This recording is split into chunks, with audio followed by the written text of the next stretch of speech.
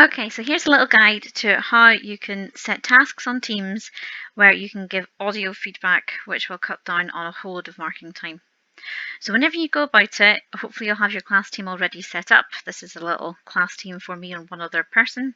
The first thing I do before I set an assignment is go to Class Notebook first of all.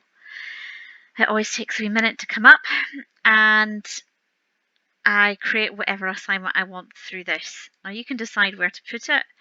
I set a task earlier under welcome, but you can put it under content library if you want. And I simply ask 3 questions.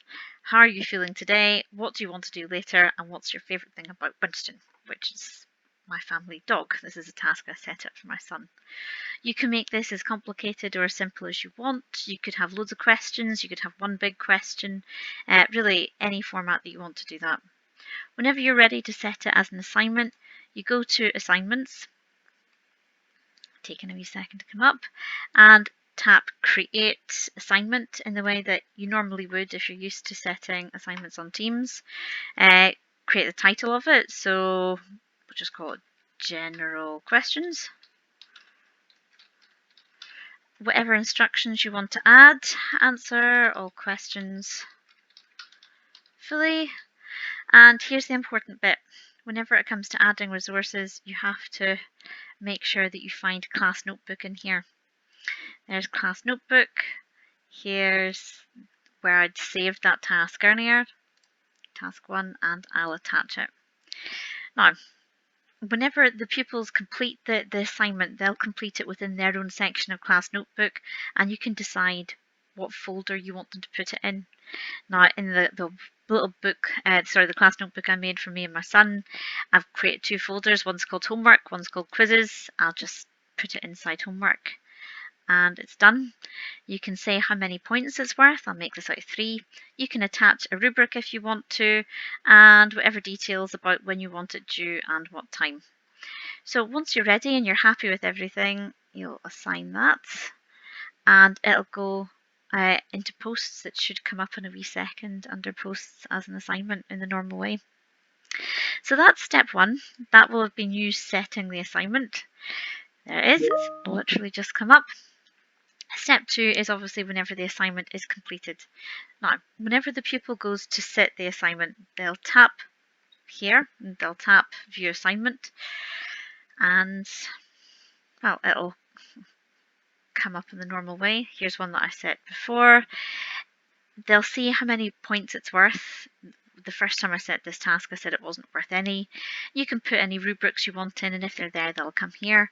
But here's the important bit. Whenever the pupils set the assignment, this link will come up, and they will simply click Task 1, and it'll bring them to their own class notebook and the page in the class notebook that you want them to complete.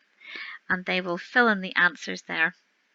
Now, they can edit it really simply by tapping Edit Notebook, and they can type directly in. If they want, they can copy and paste. If they've done their task by hand, they can always insert a picture if they've saved a photograph somewhere. They could, if they have a touch screen, write directly onto the screen as well. Whenever they're finished with it, there'll be a button up here that says to submit. That's not available because this task is actually closed. Now, whenever it comes to actually marking the assignment, let me show you what comes up. Now, John completed this for me earlier. I've actually marked it and returned it, but whenever I open a pupil's work, here's what I see. I can see not just the questions that I set, but I can see their answers as well. Now you can see that I've marked this already. I simply drew on it and ticked it where I wanted. But of course, the really clever thing here is you can insert audio. Now, if you're going to insert audio, you go to Insert, and you see the little audio button there. It's greyed out just now, but if I tap on the screen to where I want the audio to go, it'll not be. I can't actually record any audio at the minute because I'm recording this presentation, but if I tap audio, then I can just talk out loud and say what it is I want to say. People can hear my voice, they can get loads of feedback, not just me saying what I like about it, but maybe giving advice for next time. The sort of thing we don't always have time for whenever we give written feedback. course, you don't have to give audio feedback. You can simply type your feedback in here, but because I'd like to give audio, this is what I'm doing. Whenever the pupil gets their work back, what they'll see is the audio feedback that you've provided will come up here. It'll say audio. They'll simply tap on it and they'll get to hear you. They'll get to hear the feedback that you've given. Whenever you're ready to return it, you tap return, but I've done that already for my son. So I'm going to close that down just now. If you have any questions about audio feedback, how to set it or how to mark it, please don't hesitate to get in contact. Thanks. Bye.